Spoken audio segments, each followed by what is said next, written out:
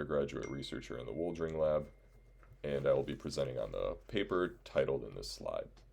So the problem this paper aims to address is centered around the fact that the IGF system, insulin growth factor system, plays a major role in the enhancement of drug resistance in tumors and as well as cell growth in tumor tissue.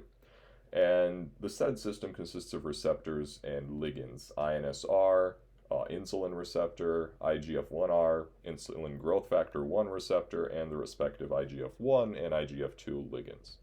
Historically, after it was discovered that some insulin inhibition would be a desirable method of treatment for such breast tumors, the IGF-1 ligands and IGF-1 receptor have been the targets for therapeutic intervention. INSR was ignored because its inhibition was believed to lead to unwanted metabolic side effects.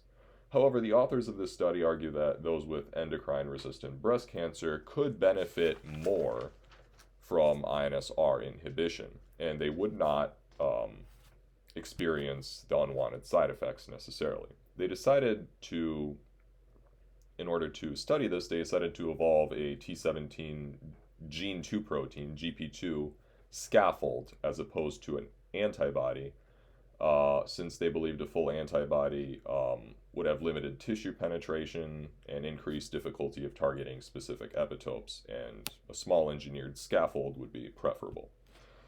And they evolved 3 GP2 variants to have a strong binding affinity on INSR through a binder selection directed evolution and a long complex process involving yeast surface display, magnetic sorting, flow cytometry for identification, etc.